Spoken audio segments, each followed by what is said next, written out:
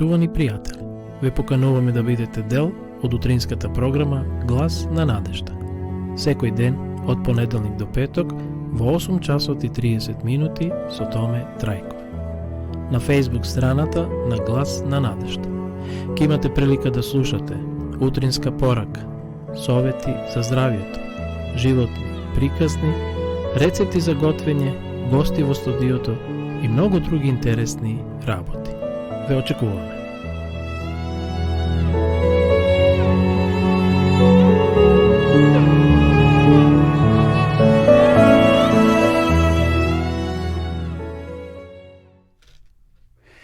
Почитувани гледачи, добро утро.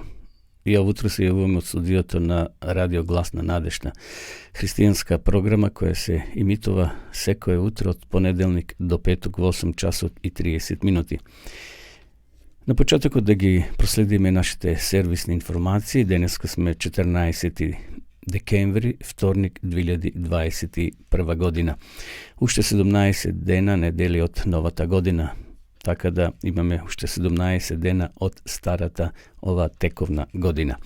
Што се однесува до денешната временска прогноза, и сами приметувате, почитувани гледачи, сигурно и кај вас има снег, така да во повеќе делови на нашата земја падна снег и доста е денеска, односно утро, студено. Еве што вели прогнозата за денес. Променливо облачно и студено со сончеви периоди. Ке дува умерен до засилен ветер од северен правец, наизразен вдолж поврдарието. Што се однесува до температурата, таа утрова беше од -8 до -2, утринската температура, а потоа во Скопскиот регион од -1 до 5, во Теквишијата имавме од -6 до 2, Битолскиот регион од -6 до 2, Охридскиот од -3 до 4, крајниот југ, Гевгелија +2 до 8, Беровскиот регион од -4 до 0 и Кумановскиот регион од -4 до 2, што значи дека имавме утрински температури минус, така да и у текот на дента ќе се покачи температурата, но се уште ќе биде студено. Еве да проследиме и утрешната прогноза.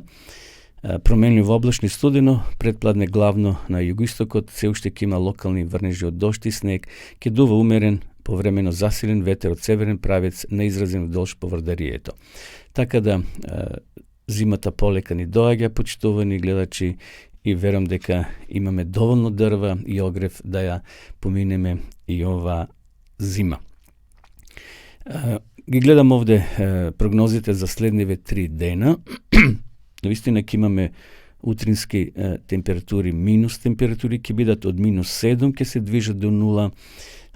Тоа е за 16 и 17 декември од -6 до 2 и 18 декември од -5 до 3 степени. Тоа се утринските температури, а дневните ќе се движат од +1 до +10, односно 8. Ќе ги следиме, ќе следиме температурата и во наредните денови, да бидеме информирани, за да не бидеме изненадени, како што овие денови кога падна првиот снег, патарите беа изненадени и многу села беа завеани и патишта.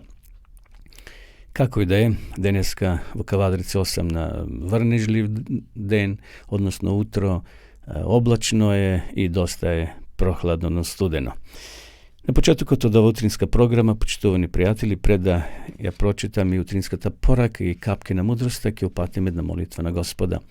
Драги Боже, уште еднаш ти благодариме за ова ново утро и нов ден подарен од Тебе. Нека и овој ден бидеме по Твоја закрила и по Твоја заштита. Води не според Твојата милост, а за се Ти фала во Исусово име. Амин. Еве на почетокот неколку мисли, мудри или капки на мудроста. Бог може подеднакво да ги поднесе твоите големи грижи, како и малите, како што морето може да ги поднесе големите бранови како и малите. Значи, Бог може да ги поднесе сите наши проблеми и да во тие истите и ни помогне, како што и овде тоа стои запишано. Еве една мудрост од Соломона. Така е знај и мудроста за твојата душа, ако ја најдеш, ја најде иднината и твојата надеж нема да пропадне. Твојата иднина зависи од многу фактори, но главниот фактор си ти. Секако постои една друга изрека која вели ковач на твојата среќа си ти, односно јас. Добро име е подобро од големо богатство и подобра е милоста од сребро и злато. Никогаш не дозволувај да сретнеш некој кој по средбата со тебе нема да биде посреќен. Тоа го кажала мајка Тереса додека била жива. Еве ќе ја повторам ова мудрост. Никогаш не дозволувај да сретнеш некој кој по средбата со тебе нема да биде посреќен. Ајде и овој ден нека го исполниме, почитувани пријатели, со таква активност, да некого усреќиме. Можеби некој поред нас е разочаран, обесхрабрен, во некоја депресија. Можеби и ние имаме некои своји проблеми, но сепак да оставиме позитивен впечаток на оние со кои ќе се дружиме денеска. Да некого направиме да биде среќен, да биде радостен и овој ден да му помине подобро од вчерашниот. И еве уште една, Алберт Ајнштајн што кажал, умот е како падобран. Функционира само кога е отворен. Навистина, Господа ни помогни денеска да го користиме нашиот ум, зашто Господ и да го чуваме тој наш ум, затоа што Господ комуницира преку нас, токму преку нашата совест, преку нашиот ум. Одиме сега на нашава утринска порака, ја наоѓаме во првото послание до Коринтјаните, 6 глава, 3 стих. Насловот е ние ќе им судиме на ангелите. Не знаете ли дека ќе им судиме на ангелите, а колку повеќе тогаш работите во животот? За време на овие 1000 години, меѓу првото и второто воскресение, се одржава суд на грешниците. Во ова време праведниците ќе владеат како цареви и свештеници на Бога. Јован во Откровението кажува: и видов престоли, а на оние кои седеа на нив им беше дадено да судат. Ќе бидат Божи и Христови свештеници и ќе царуваат со него 1000 години. Откровение 20 глава 4 и 6 стих. Во ова време, како што предскажал Павле, светите ќе му судат на светот. 1 Коринтјаните 6 глава 2 стих. Заедно со Христа тие ќе им судат на грешниците, испоредувајќи ги нивните дела со книгата на законот, со Библијата и ќе решат секој случај според делата што се направени во тело. Тогаш казната што мора да ја искусат грешниците ќе биде одмерена според нивните дела и запишена покрај нивното име во книгата на смртта. Христос и неговиот народ исто така ќе им судат на сатанат и на неговите лоши ангели. Павле кажува: не знаете ли дека ние ќе им судиме на ангелите? 1 Коринтјаните 6 глава 3 стих. А апостол Јуда во своето послание изјавува: па и ангелите кои не го зачуваа своето достоинство, туку го оставија своето живеалиште, ги чува во вечни окови под мрак за судот на великиот ден. Јуда 6 стих. На крајот од тие 1000 години ќе настапи второто воскресение. Тогаш од мртвите ќе воскреснат грешниците и ќе се појават пред Бога за да се изврши над нив изречената пресуда. Така писателот на Откровението, откако го опишал воскресението на праведниците, кажува: а другите мртовци не оживеа додека не се навршија 1000 години. Откровение 20 глава 5 стих. А Исаја во врска со грешниците кажува: ќе бидат собрани и заточени во јама, затворени во темница и по многу денови казнети. Исаја 24 глава 22 стих. Казната за кршење на Божиот закон е сразмерна на цената која е платена за откуп на престапникот. Неописиво блаженство ги чека оние кои ќе бидат спасени преку Христа, а каква ли длабочина на јад оние кои го презираат и отфрлаат неговото големо спасение. Еве, почитувани гледачи, ја спомнав и во вчерашната емисија дека спасените ќе бидат 1000 години горе на небото, после второто Христово доаѓање. Еве денеска и коментар на ова што ја го кажа вчера. Значи, после 1000 години, тоа ќе биде време на суд, кога сите имиња на грешниците ќе поминат низ тој небесен суд.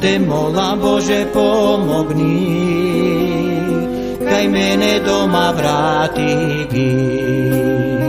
И клекнав јас на колена, и солзи редев молитва. Те молам, Боже, помогни, кај мене дома врати ги.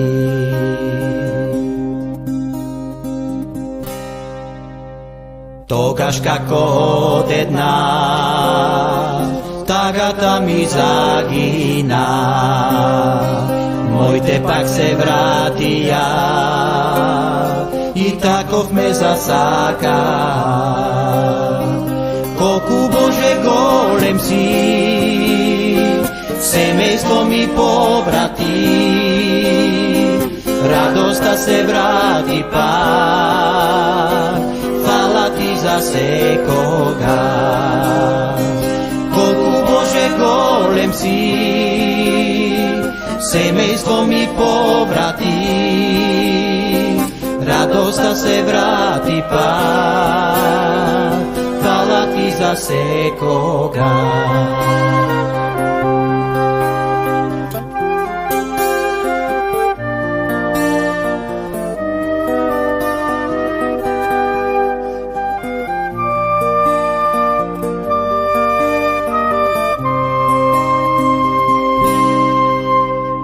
Имам желба последна, те молам ти исполни ја, на небо заедно со нив, Исус да не почести. На тоа море стаклено, со цело Божјо семејство, Тебе да те видиме, низ вечност да те славиме. На тоа море стаклено, со цело Божјо семејство, Тебе да те видиме, низ вечност да те славиме.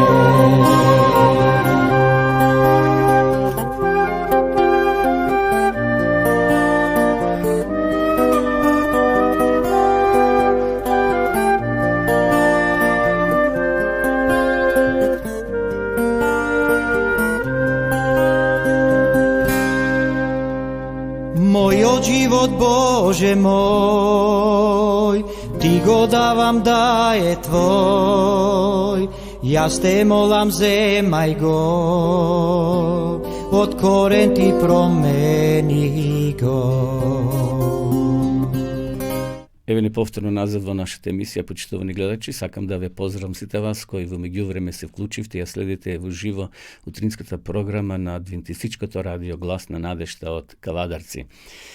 Следува темата која во нашата рубрика за молитвата. Секој утро ние пренесуваме делови од оваа интересна книга Неверојатни одговори на молитвата. Значи, следиме искуства од овој човек по име Роже Монро. Во минатите неколку утрински емисии изборувавме и читавме како тој доспел, односно дошол во болница, во тешка здравствена состојба со неговото срце, како тој се молел и како Бог му помогнал да се излекува, односно секако преку лекарите, но сепак Бог му помогнал зашто многу негови колеги кои лежеле во собата заспале, односно заминале, што се вели од овој свет, или починале. Тој сега е веќе надвор, тој е дома и овде споделува во книгава понатаму разни искуства кои ги стекнал со Господа, со молитвата, односно со посредничката молитва. Јас сакам ова утро да прочитам неколку интересни искуства, односно работи што тој ги запишал.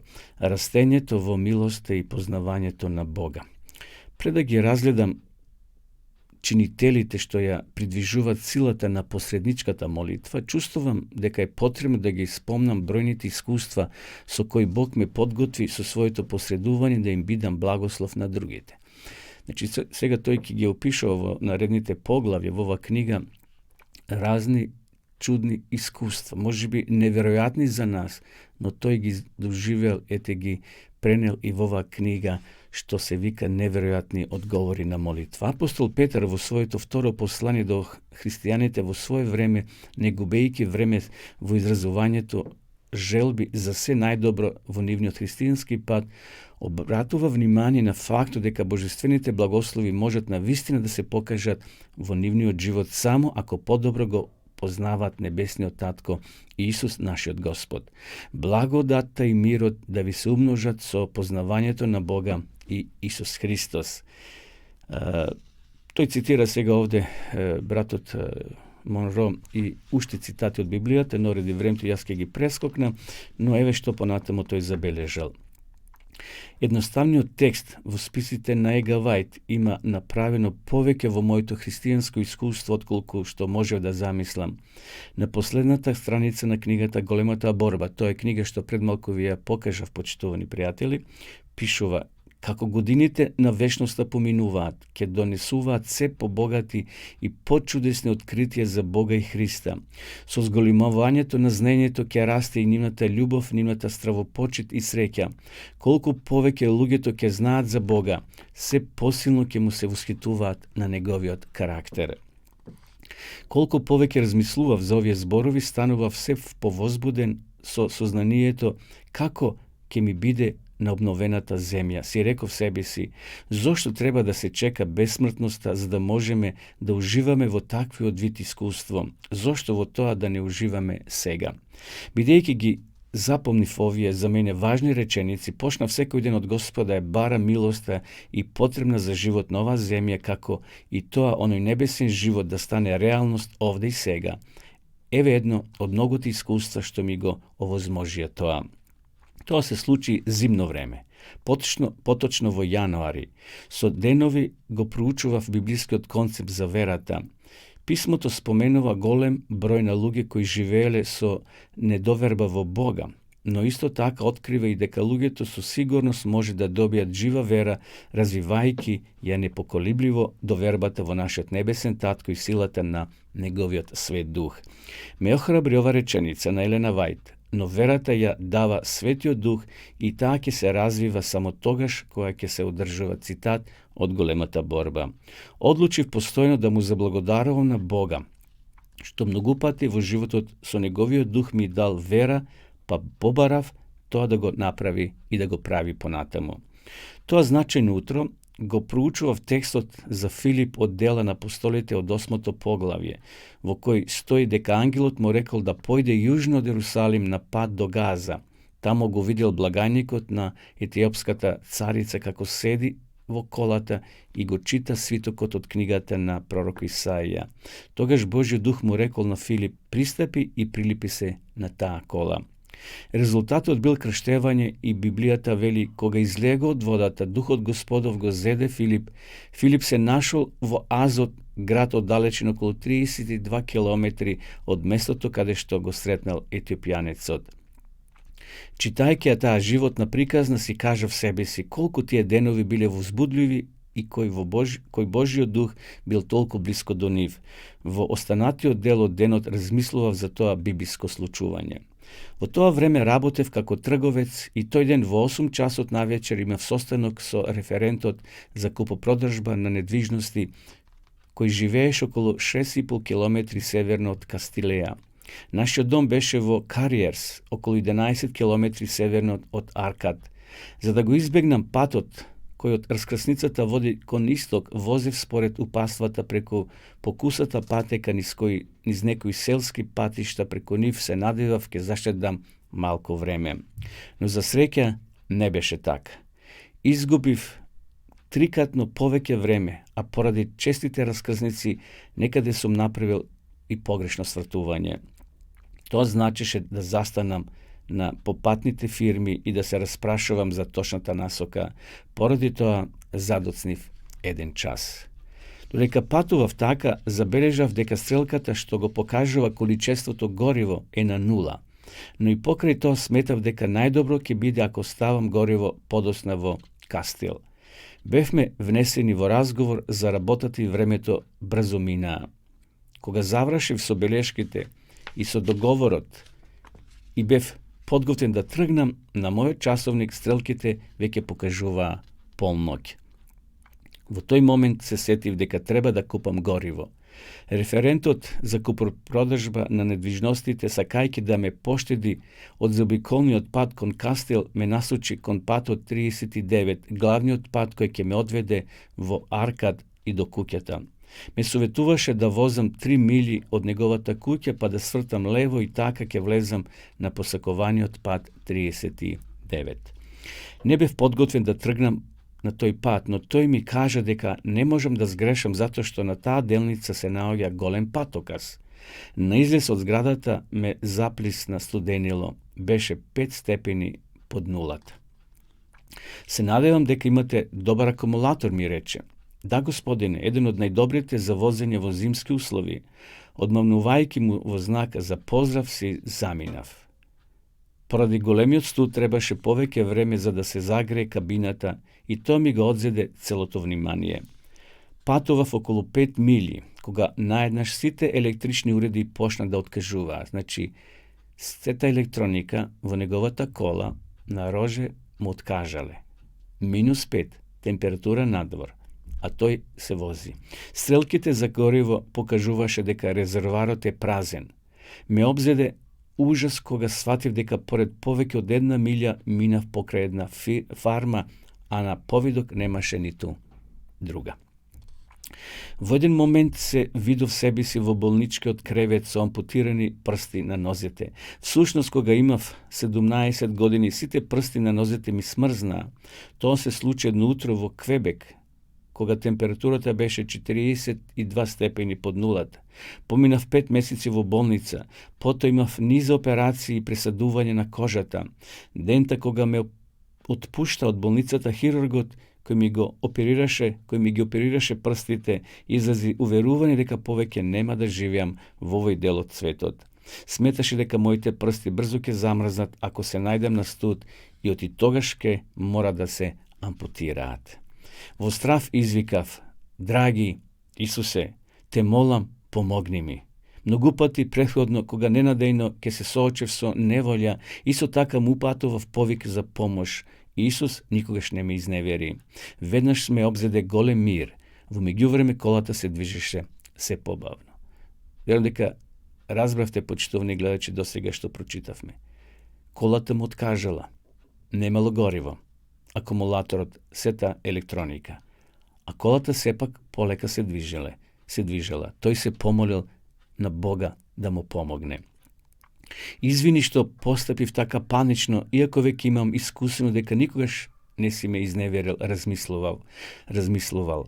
Господе, знам дека Божјиот дух кој го пренесе Филип околу 32 километри после толку време од тоа случување, може и мене и мојот автомобил да не премести преку овие ридови до Кариерс, ако тој така одлучи. Драг Исусе, нека Духот Божи, кој ги надгледува сите атоми, го наполни ова возило со гориво и нека ме однесе без застанување до мојата куќа. Ти благодарам, Господе, на Твојата помош. Тоа била неговата молитва. Почувствував како нешто да го потурне мојот автомобил и тој продолжи понатаму, без гориво.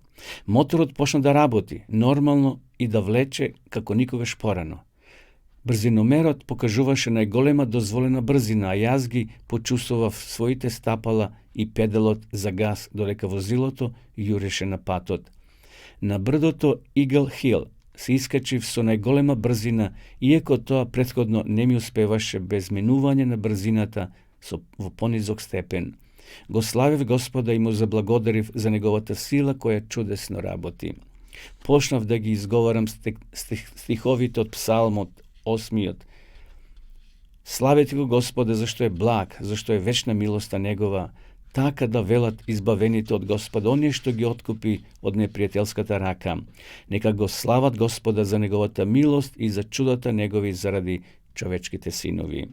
Славејќи го Господа со целото свое срце и истовремено воскликнувајќи од радост, се присетив и на зборовите од Псалам 105. Штом се намали брзината, свртев во нашата улица и дојдов до куќата. Возилото застана. Не можев да ја дотуркам ни до гаражата. Го завртев клучот и влета во куќата, изненаден што гледам светло во кујната. Околу 15 минути пред полноќ, Хилда станала и сватила дека се уште не сум дома. Клекнала на колена и се молила за Божја грижа за мене. Кога влегов, сватив дека се случило нешто големо и прекрасно. Изгледаш возбудено. Каква добра вест ми носиш. И раскажав како Божјиот дух ми помогна да се возам повеќе од 40 километри без гориво во резервоарот. Еден час му заблагодарувавме на Господа, а тогаш појдовме на спиење. Иако по големиот дел од ноќта не можевме да спиеме затоа што зборувавме за моето искуство. Наутро се обидов да го запала моторот на колата, но тоа не беше возможно. Морав да позајмам гориво од соседот од блиската фарма за да го проработи моторот. Еве, почитувани гледачи, ова беше искуството, ова е вистинско искуство. Новој господин Рожер Монро. Наистина, Бог прави чуда. Чудата се кај Бога. Наше само да бараме и да веруваме дека Бог може да направи чудо. Бог ја наградува верата. И овој господин, овој Рожер Монро, толку километри возел без гориво. Но Бог е силен, почитувани пријатели. Затоа, ако имате вие ваше некој искуство со молитвата, слободно испратете го, напишете го, снимете го, а ние ќе го споделиме со нашите гледачи. Пред да одиме на животното искуство, би сакал да слушнеме сега уште една убава христијанска песна, а потоа повторно ќе се вратиме во нашата програма.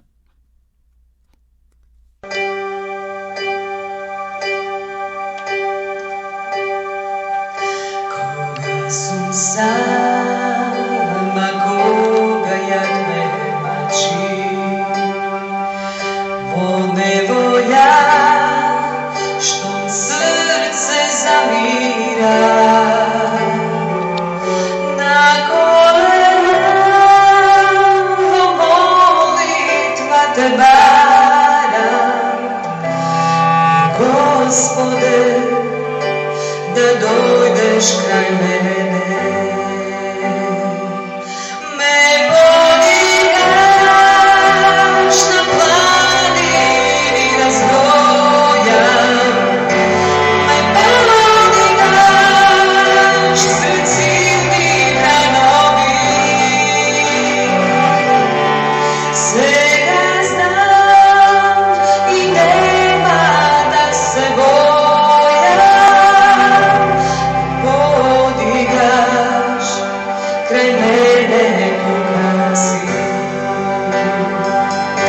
Место живот, таму кај што си, без тебе срце шука невидно. Но кога си и спокойство ми носиш, еден миг го имам негово.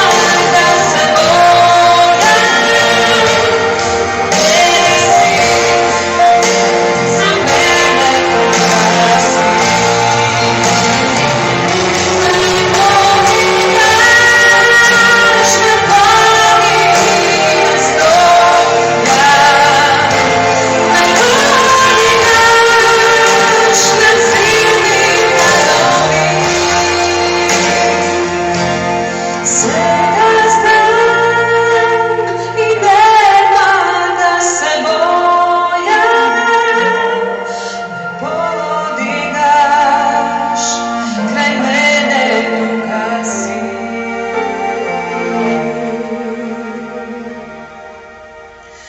Ме подигаш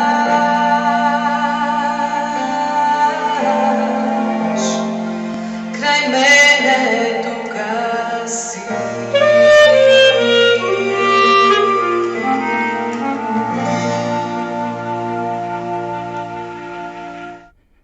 Еве не повторно назад во нашата емисија, почитувани гледачи во живо, и следите програмата на Адвентистичкото радио Глас на надежта од Кавадарци.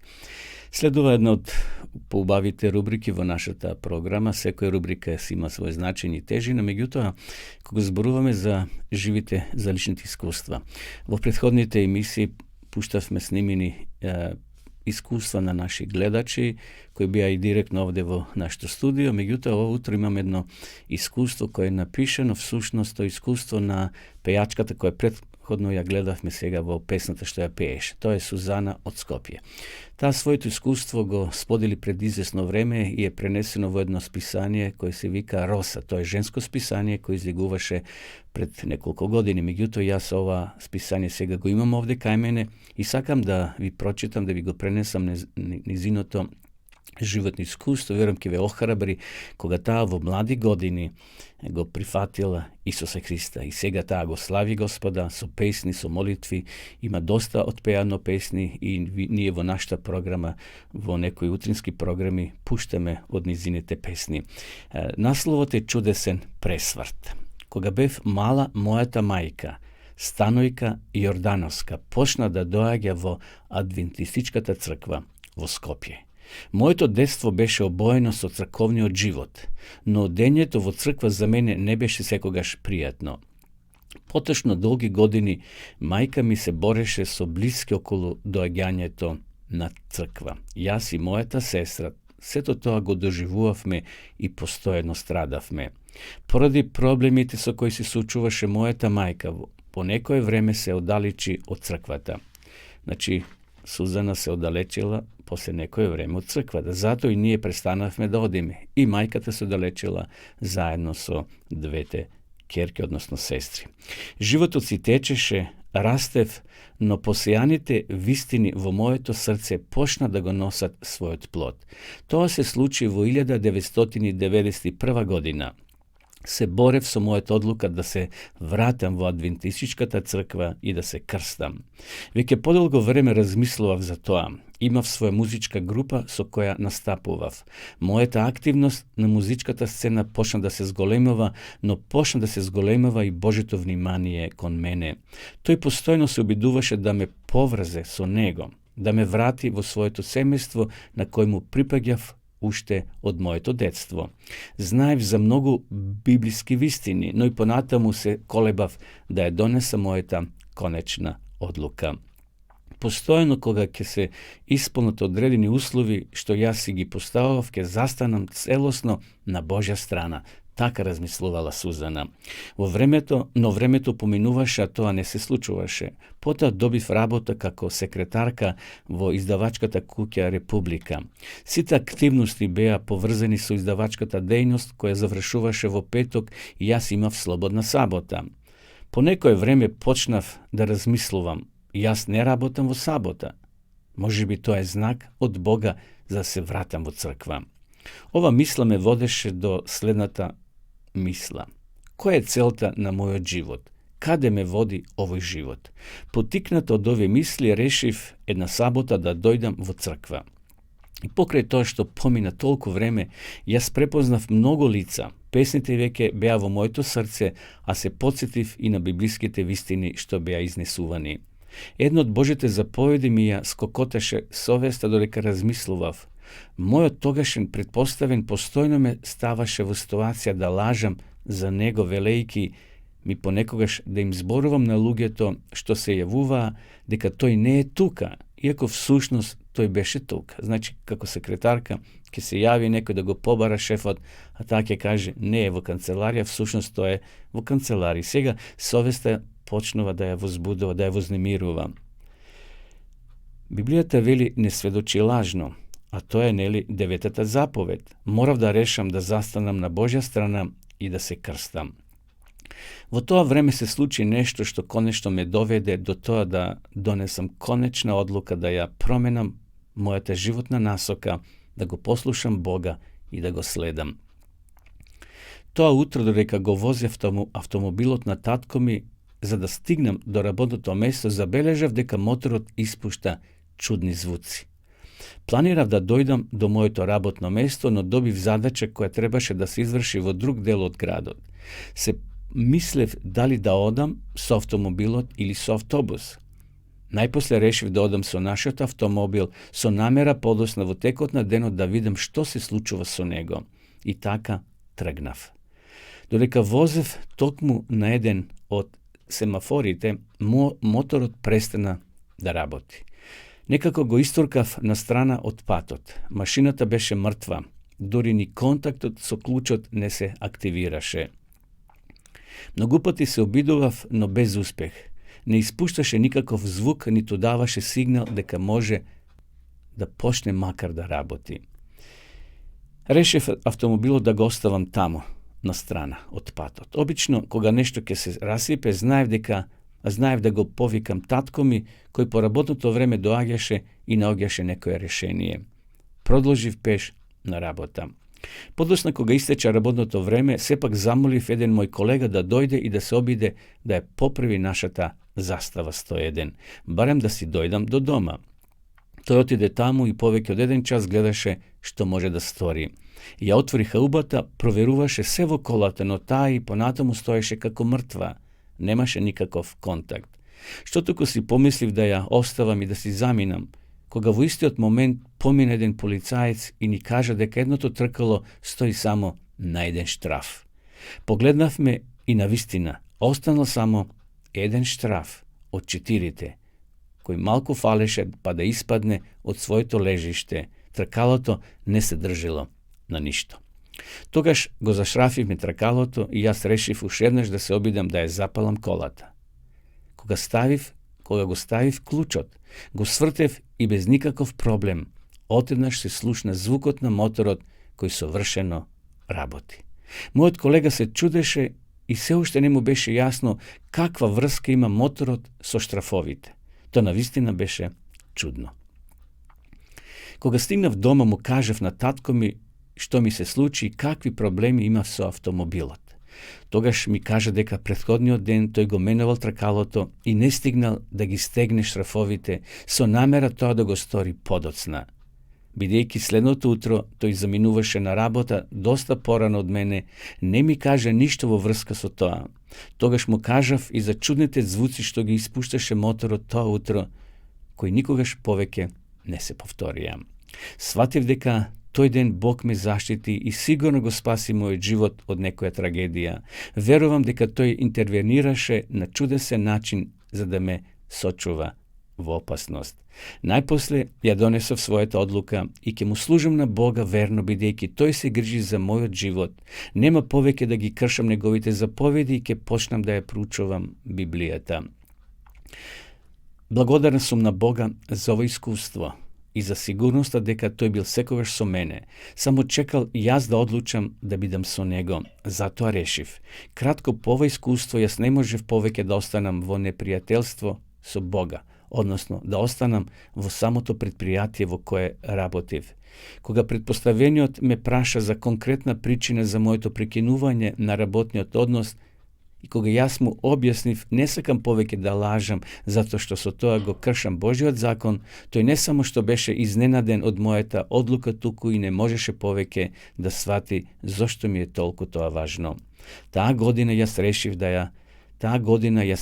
да ја потврдам својата верност на Бога со крштевање.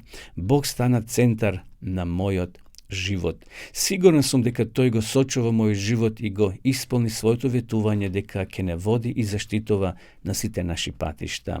Тој има план за мојот живот и сакам и понатаму верно да му служам. По 20 години од срце му благодарам на Бога за неговото водство низ целиот овој период. Му благодарам за моето семејство, за мојот сопруг Лазе, за Христијан и Ана, кои се веќе тинеџери, и најмногу од се што сите заедно му служиме на Бога и сме дел од Божето семејство. Ова е моето искуство на прифаќање на Бога и црквата од Бога поставена институција. Бог секого го дарува со различни дарови за да му служиме, за наш собствен благослов и за благослов на сите околу нас. Најголема радост и задоволство ми представува што можев да му служам на Бога со песна ни сите овие изминати години. Да го прославиме Бога со своите дарови. Нека Бог не благослови сите, нека не направи плодни во службата за Него и за довршување на делото кое треба да се заврши пред Неговото скорешно доаѓање. И ово искуство Сузана го завршува со текст од Библијата. 2 Петрова, 1 глава, 10 и 11 стих.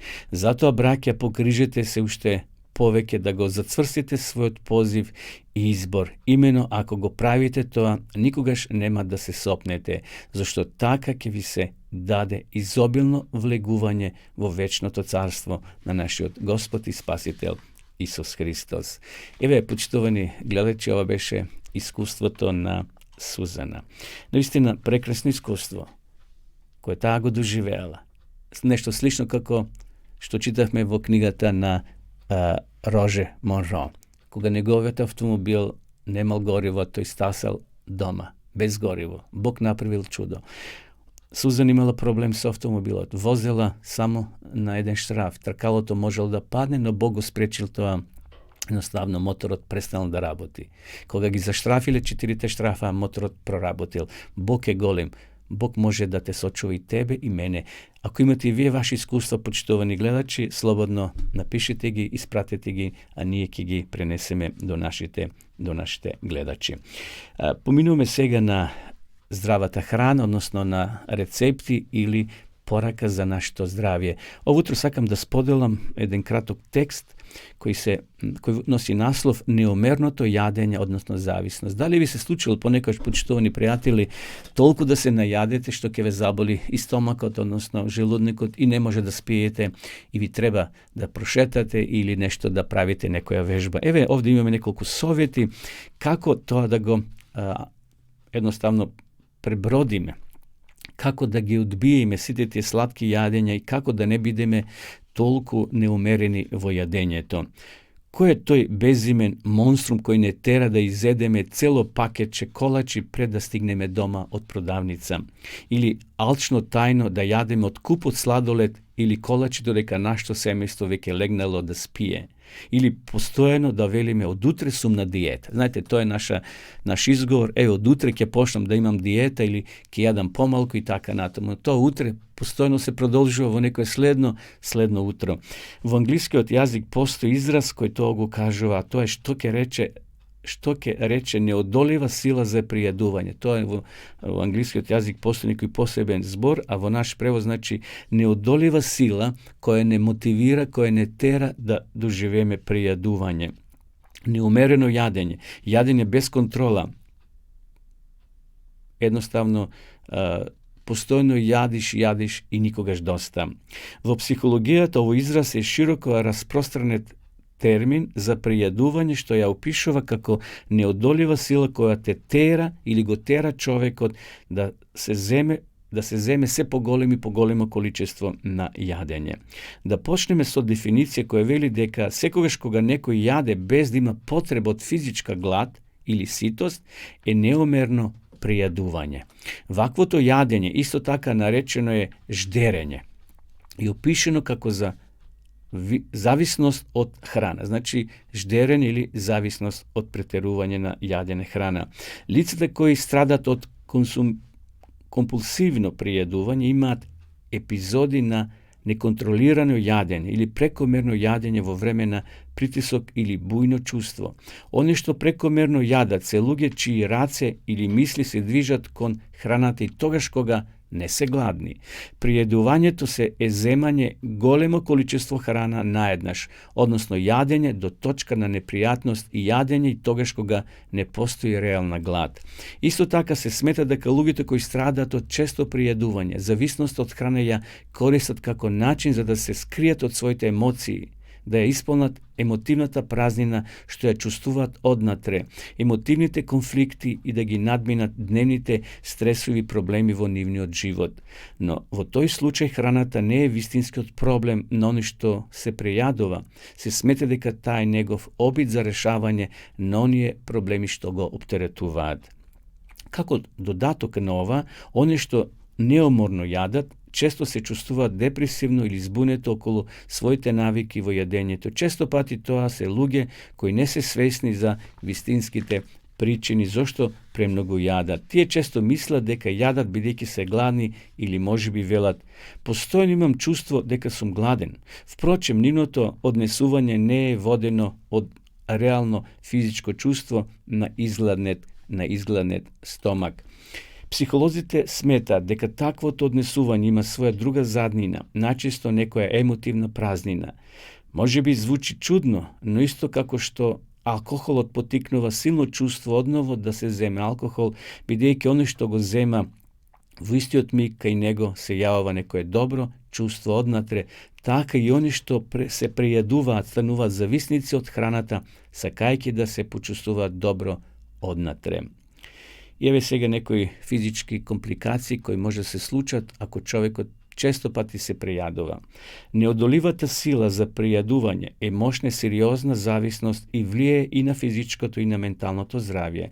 Тоа може да доведе до некои медицински проблеми. Луѓето кои страдаат од прејадување во епизоди поради неконтролирано јадење или ждерење ги следи период на чувство на вина и депресија. Еве кои болести, почитувани гледачи, може да се појават ако човекот често пати се прејадува. Добивање на тежина, број 1. Хипертензија или замор, срцеви заболувања, проблеми со движењето, шекерна болест, ишијас, проширени вени, хернија на желудник, емболија, нарушено спиење, токсемија за време на бременост, висок крвен притисок, недостаток на здив, високо ниво на холестерол, срцев напад, дури и смрт. И затоа, еве совети, ако можеме да се контролираме, а треба да се контролираме. Значи, да јадеме соодветно кога се оброците и во помали количества. И еве еден цитат на крајот. Меѓу они кои застанале на страната на здравствената реформа, има многу такви кои ја напуштиле штетната храна, но дали од тоа произлегува дека можат да јадат колку што им е се допак. Значи, некој се држи за здравствена реформа, но употребува можеби и здрави количини на храна во големи количини. Значи, може да се јаде здрава храна, но ако и тоа се претерува, може да представува проблем. Кога седнуваат на маса, наместо да се прашат колку храна би требало да јадат, тие дозволуваат да ги води апетитот и јадат прекумерно. Желудникот е оптоварен со храна и цел ден мора да се мачи за да ја свари. Сета прекумерена храна, од која организмот нема никаква корист, представува оптеретување на организмот. Таа кочи работата на машината. Овој цитат од Ризнице на сведоштвото. Еве, почитувани гледачи, тоа беше пораката, здравствената порака за да внимаваме да не се пријадуваме. Одиме со една песна, а потоа ќе се вратиме на нашата последна рубрика во рамките на ова утринска програма.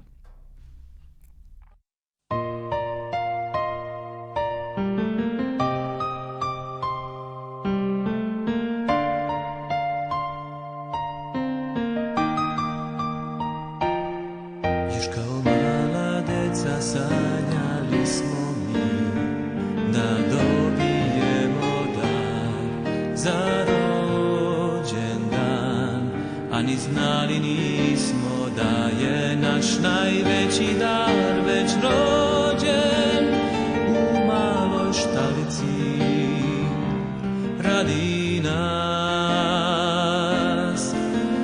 Imamo razlog da živimo s njim, imamo razlog jer je Božji on sin, što raspet je bio na krstu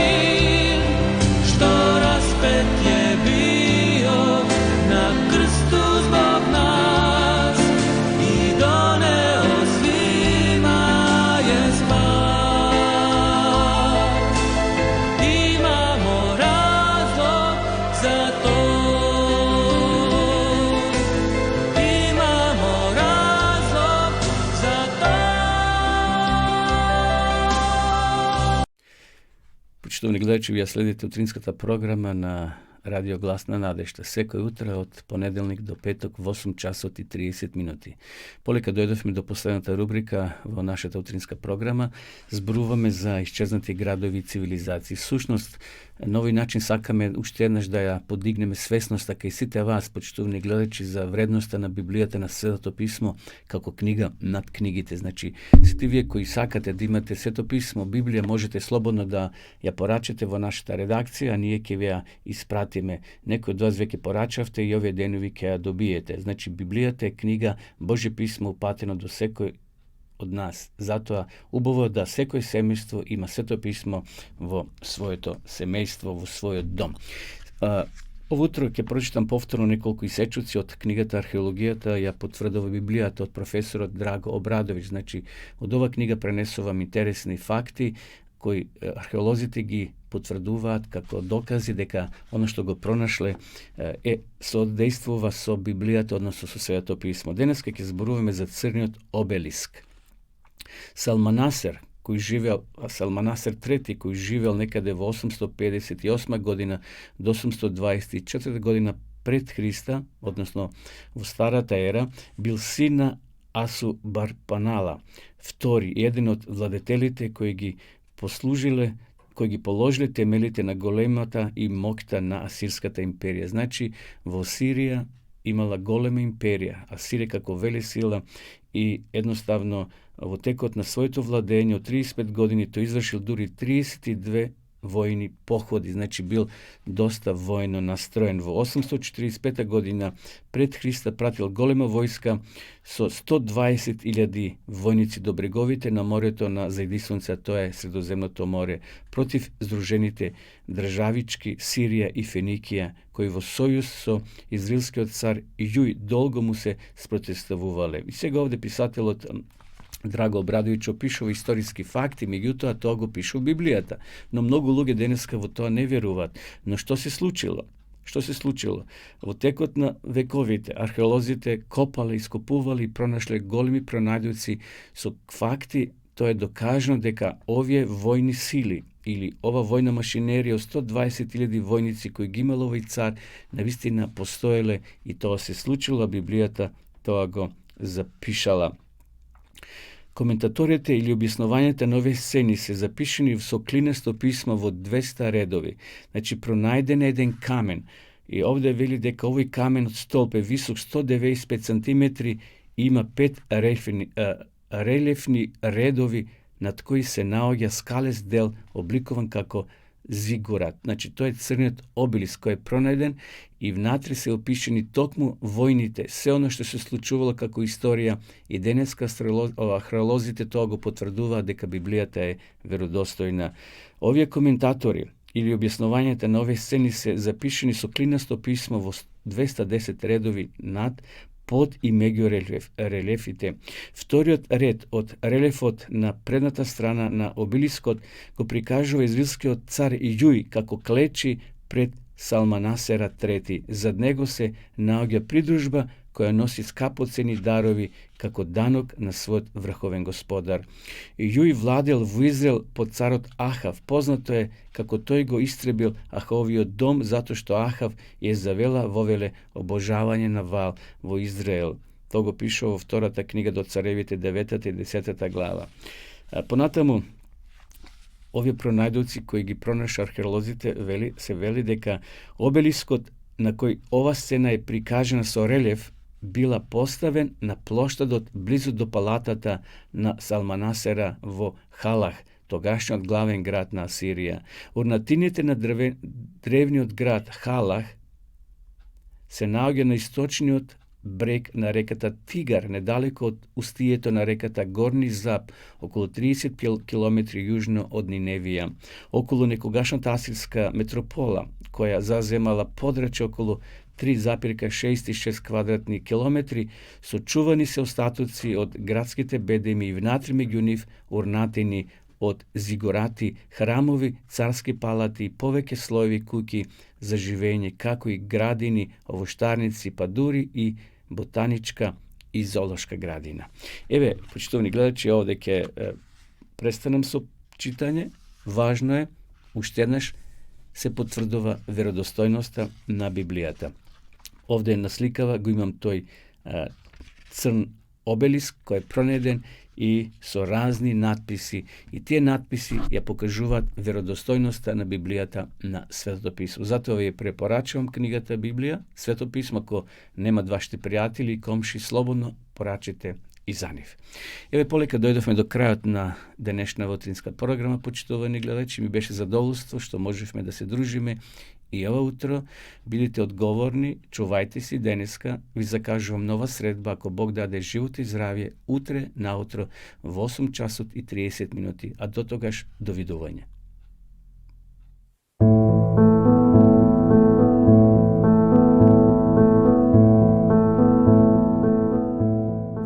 Почитувани пријатели, ве покануваме да бидете дел од утринската програма Глас на надежда. Секој ден, од понеделник до петок, во 8 часот и 30 минути со Томе Трајков. На Facebook страната на Глас на надежда. Ке имате прилика да слушате утринска порака, совети за здравјето, животни приказни, рецепти за готвење, гости во студиото и многу други интересни работи. Ве очекуваме.